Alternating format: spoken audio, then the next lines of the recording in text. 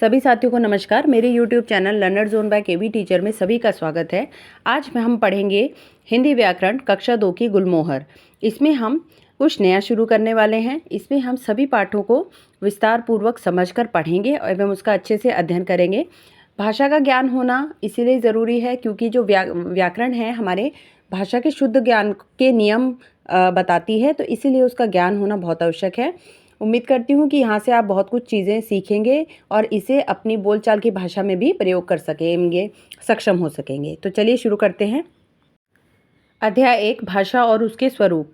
देखिए, पढ़िए और समझिए। अरे अलीना, तुम फूल मत तोड़ो, देखो बोर्ड पर क्या लिखा है। बच्चों, आपने चित्र में देखा कि अलीना फूल तोड़ने वाली थी।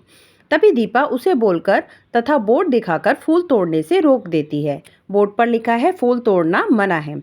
अपनी बातों को दूसरों तक पहुंचाना और दूसरों की बातों को समझाना भाषा के द्वारा ही संभव हो पाता है। अतः हम कह सकते हैं कि भाषा मनुष्यों के बीच बातचीत का एक सरल साधन है। अपनी बात को दूसरों तक समझाने के लिए, पहुंचाने के लिए, अपने विचारों को व्यक्त करने के लिए भाषा की ज़रूरत होती है। तो भाषा ही वह सरल साधन है जो मनुष्यों के बीच में बातचीत का एक जरिया है। मौखिक भाषा यानी भाषा के रूप। मौखिक भाषा यानी ओरल लैंग्वेज। आयुष और प्रणव अपनी बात एक दूसरे से कह रहे हैं। नेहा अंशु से टेलीफोन पर बातें कर रही है। ये सभी लोग बोलकर अपनी बात एक दूसरे तक पहुंचा रहे हैं और एक दूसरे की बात सुनकर समझ रहे हैं। भाषा के इस रूप को मौखिक भाषा कहते हैं। मौखिक मतलब जो कि हम बोलकर या सुनकर व्यक्त करते हैं, वह मौखिक भाषा कहलाती है। दूसरा रूप होता है भाषा का लिखित भाषा यानी रिटन लैंग्वेज, जो कि हम लिखित में प्रयोग करते हैं। अध्यापिका लिख रही हैं और बच्चे उसे पढ़कर समझ रहे हैं। ईशान के द्वारा लिखा पत्र नानी जी पढ़ेंगी। यहाँ अध्यापिका और ईशान लिखकर अपनी बात दूसरों तक पहुंचा रहे हैं और दूसरे लोग उसे पढ़कर समझ रहे हैं या समझेंगे।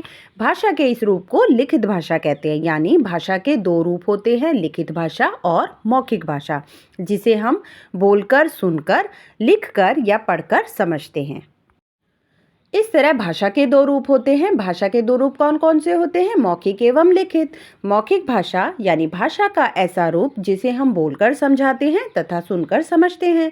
लिखित भाषा यानी भाषा का ऐसा रूप जिसे हम लिखकर समझाते हैं या पढ़कर समझते हैं। तो हमारी भाषाएं, हमारे देश में अनेक भाषाएं बोली जाती हैं, जैसे हिंदी, तेलुगु, पंजाबी, तमिल, मराठी, मलयालम, असमिया, गुजराती।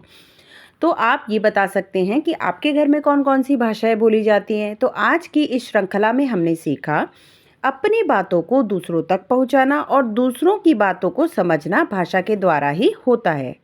भाषा के दो रूप होते हैं, मौखिक और लिखित, एवं हमारे देश में अनेक भाषाएं बोली जाती हैं। तो ये था प्रथम अध्याय की पहली श्रृंखला।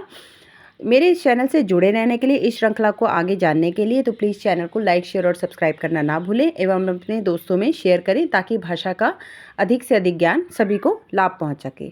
धन्यवाद।